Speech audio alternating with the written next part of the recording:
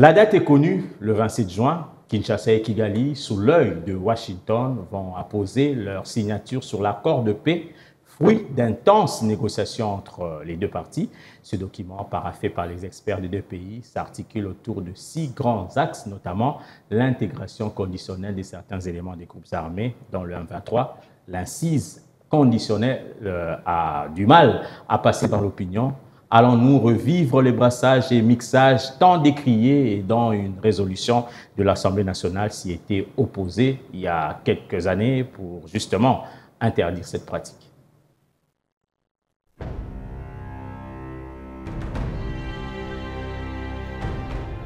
Annoncée d'abord pour le 15 juin, la signature officielle de l'accord de paix entre la République démocratique du Congo et le Rwanda interviendra finalement le 27 juin prochain. Fruit de 3 jours de discussions intenses à Washington, sous la médiation des États-Unis et en présence d'un émissaire du Qatar, ce texte marque une nouvelle tentative de tourner la page d'un conflit qui dévaste l'Est de la RDC depuis des décennies. Mais derrière les engagements de principe, ce projet d'accord ravive des souvenirs douloureux et soulève de sérieuses inquiétudes sur sa mise en œuvre réelle, notamment autour de la question de l'intégration conditionnelle de certains éléments rebelles dans les forces armées de la RDC. Le document paraphé à Washington s'articule autour de 6 grands axes. Le respect de l'intégrité territoriale des États, la cessation des hostilités, le désengagement des groupes armés non étatiques, l'intégration conditionnelle de certains éléments, le retour des réfugiés et déplacés internes, et la création d'un mécanisme conjoint de coordination sécuritaire, inspiré du concept d'opérationnalisation du 31 octobre 2024. Ce socle est conçu pour créer une dynamique régionale de paix et de prospérité, adossée à une intégration économique renforcée entre les pays des Grands Lacs. Un sommet des chefs d'État est d'ailleurs prévu à Washington pour donner une impulsion politique forte à cet accord. Si plusieurs volets de l'accord semblent faire consensus, le point relatif à l'intégration conditionnelle de certains combattants inquiète profondément à Kinshasa et dans une large partie de l'opinion publique congolaise. Lorsque, par exemple, on nous parle d'une intégration conditionnelle, s'agit-il à nouveau du brassage, mais dit version 2.0, ou il s'agit-il d'autre chose? Quand on sait que notre Parlement a pris une résolution qui interdit l'intégration des groupes armés au sein du Parlement. Donc il y a besoin de clarification et de transparence avant que le pays ne signe et s'engage dans une démarche qui va nous lier tous. En filigrane, le spectre du M23, soutenu par Kigali, se profile derrière cette formule ambiguë. Pour les observateurs, cette clause rappelle les brassages et mixages des années 2000, consécutifs aux accords de Sun City en 2003 et de Goma en 2009, qui avaient permis à des rebelles, notamment du CNDP, puis du M23, d'intégrer l'armée nationale sans véritable désarmement, sans filtrage ni démobilisation.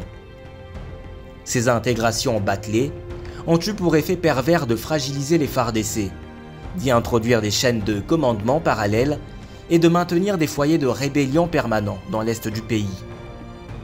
Conscient de cette perception négative et des risques politiques internes, Kinshasa a tenté de clarifier les contours de cette intégration dite conditionnelle.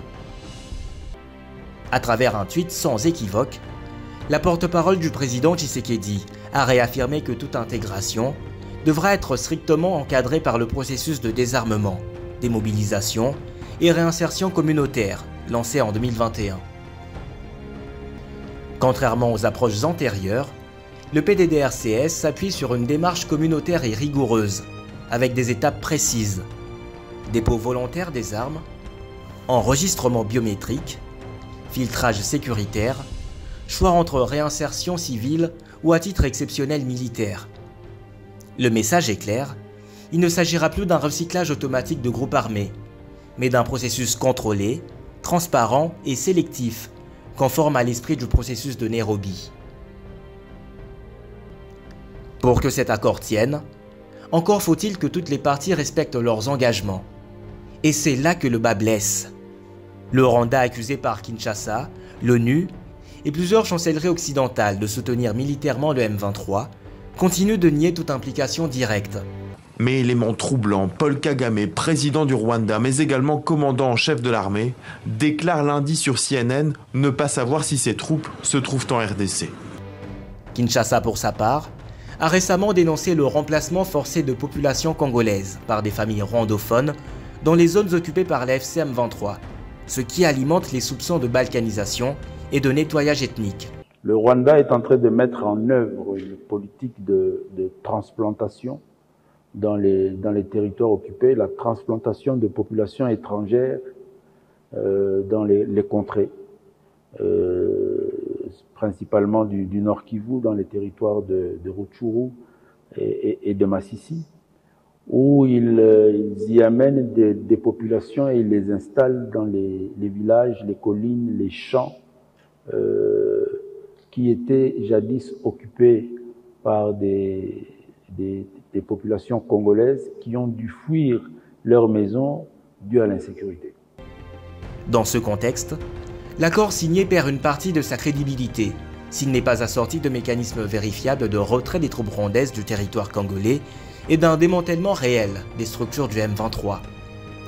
Cet accord, présenté comme une percée diplomatique majeure, pourrait marquer un tournant, mais il porte aussi en lui-même les germes d'une rechute, s'il est appliqué à moitié ou utilisé par les groupes rebelles pour gagner du temps, se réorganiser et revenir plus fort.